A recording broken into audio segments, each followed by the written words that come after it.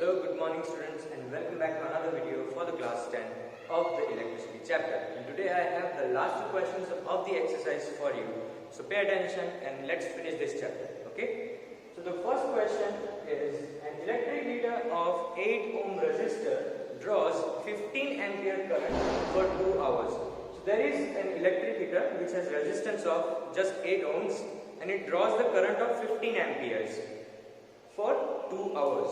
Calculate the rate at which the heat is generated. So you are supposed to calculate the rate, okay? That means at how much amount the energy is consumed or the heat energy is generated at every second, okay? So for 2 hours we have been given combined heat generated, okay? So we don't have to find the total heat generated, you have to find how much heat is generated every second. So we'll get to that, but first we need to find the total heat energy that is generated, and for that we have a very simple formula, that is Joule's law of heating, I square RT. So the formula is simple, H is equal to I square RT. We have resistance, we have current, and we have time. The only difference is time is always in seconds. So you will need to convert this time 2 hours into seconds. So first of all, time T, that is 2 hours, converting 2 hours into minutes, that is 60 minutes, and converting minutes into seconds. So 1 second, because 1 minute has 60 seconds, so multiplying by 60. So now this is your time, that is 2 into 60 into 60. So this becomes 2, 6, 12, and 12, 6, 72. So the answer is 72 and 2 zeros. So we have 7,200 seconds, that is the total time. Now we have converted 2 hours into seconds, we have resistance and we have current. You simply need to put the values into the formula. So what you get, heat energy is I square, that is 15 and 15, because square is 15 multiplies 15. The resistance is 8 ohms and the time is 7,200 seconds. I hope it is clear to you students. Okay? And the next is, you need to find the rate. So you have found the total heat energy generated.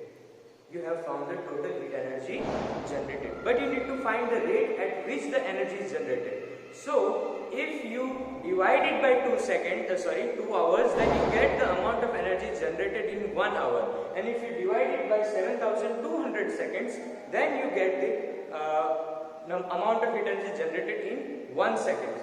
So once again, you need to divide the whole system or the whole answer by the total number of seconds, so that you can get the answer for 1 second. Okay, if 2 hours this much energy is generated, then in 1 hour how much energy? Similarly, in 2 seconds this much energy is generated, so in 1 second how much? Or in 10 seconds this much amount of energy is generated, so in 1 second how much? So you simply need to divide the whole system. So same thing is over here. So you need to divide the whole answer by 7,200 seconds, so that you can get the answer for 1 second. Okay. So the formula for this is quite simple. If you remember, we have studied in standard 9 that power P is equal to work done upon time taken.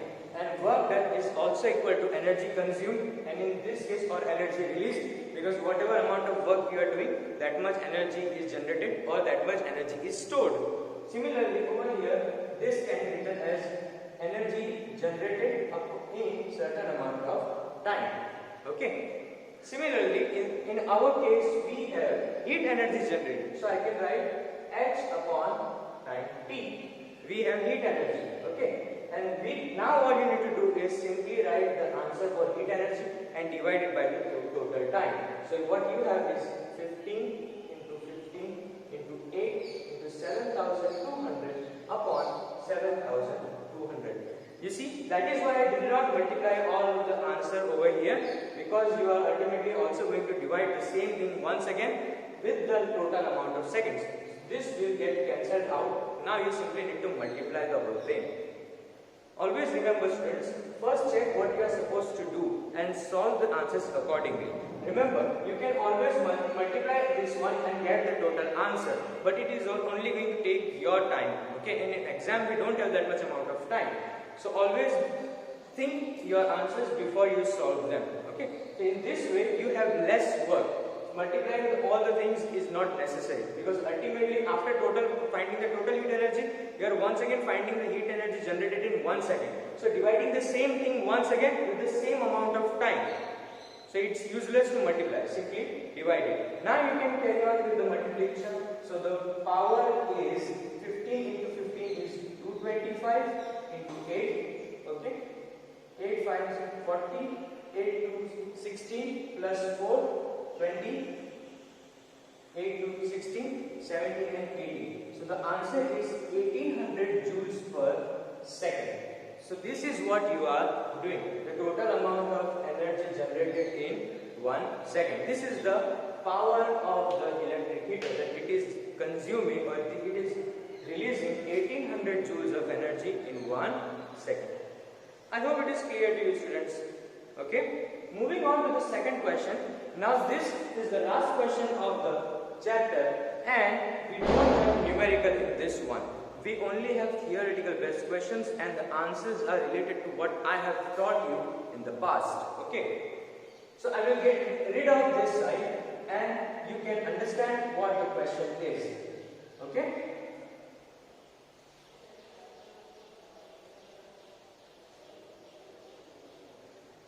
So the first question is, why is tungsten used for the filament of the lamps?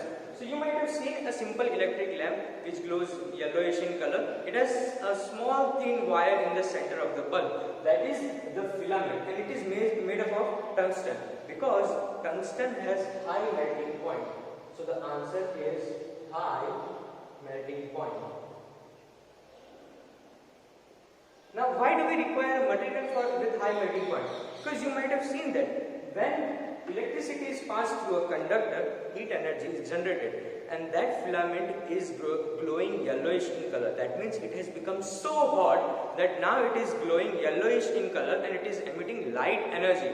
But for that we require a material that does not melt, because at that temperature, if the material is going to melt, then we don't get light energy. It is just going to melt like a fuse. Okay, a safety device. So we require a material that is having high melting point, such that even at very high temperatures, due to heating effect of electric current, the material does not melt, and instead it glows and gives you light energy. So the answer for the first one is high melting point. Obviously this is a question why, so you are supposed to explain and not just answer in one word. I am not going to write the whole answer for you. You are supposed to do that on your own. I am just giving you the main point and you are supposed to explain them by yourself. So listen very carefully. Tungsten has very high melting point, and that is why even at the high temperatures, due to heating effect of electric current, the tungsten material does not melt, and instead it glows yellowish in color and gives us light energy, and that is why it is used in electric bulbs. I hope it is clear to you. Moving on to the second part, why are conductors of heating devices like bread toasters electric iron made up of alloys? Once again, alloys, what does alloys mean? It is the combination of two or more metals. Okay, so what happens over here is, in alloys, once again we have high melting point. We have high melting point, so that when the electric heater or the toaster is used for more amount of time, the more heat energy is generated and the material does not melt. Okay, so it is used because of its high melting point. The other thing is, it has high resistance as well, because we know that when there is more resistance, more heat energy is produced. We just solved the formula, that is H is equal to I square RT, heating effect of electric current, or Joule's law of heating. In that, resistance plays a very important role. So if the material has more resistance, then it is going to produce more heat energy. Okay, so it has high melting point and high resistivity. It has high melting point and high resistivity. So these 2 points are very important for the second question. Now third one, why is series arrangement not used for domestic circuits? I think I explained to you in the theory as well that series combination is not used in our homes and other places, because what happens in series combination is that on the devices or all the resistors are connected in series, and because of that we also know that whenever they are connected in series, current flowing is same, but we require different potential difference for each of them, and we cannot provide different potential difference. And it is the other problem is that if one of the device, let's say this one, has broken down or it does not work anymore, okay, so the circuit is now open, okay, or the circuit is broken. That means there is no connection in between, and because of this just one faulty device, the other two devices will also not work, because it is just one circuit, okay. So instead what we are doing, we are using parallel combination. So what happens in parallel combination is that all the devices are connected in parallel, and because of which they all require same potential difference, okay. We don't have to provide different potential difference. You might have seen that in your remote controlled car, okay. If you put 3 batteries, it might not work. You always have to put 4 batteries, because the machine requires the certain amount of potential difference. So if you are not providing enough potential difference in series, it will not work. So in parallel, the potential difference is same, and the devices can use the current according to their advantage, okay. So in parallel you can use different current and potential difference is same, okay. In series, potential difference is different, okay. So they all have to have same current, which is actually very difficult to maintain. So that is why all around the world, wherever you go, the potential difference for all the electric devices is always between 210 to 220 volts.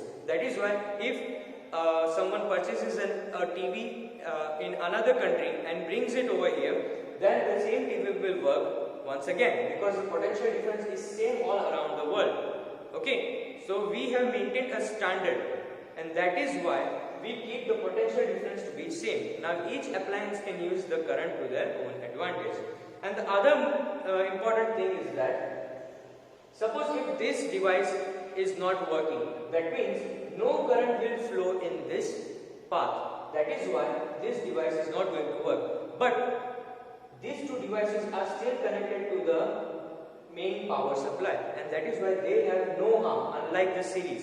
In series, if one is not working, then the other two will also not work. This is not the case for parallel combination. So if one is not working, other two will still work. So it is really important that we always use parallel combination in our domestic circuits. I hope it is clear to you. So the answer is same potential difference in parallel combination, and if one device breaks down, the other connections will still work. So I will write it in short over here after the explanation. The first one is same potential difference. It has same potential difference. And if second one is if one appliance breaks down, other will still work.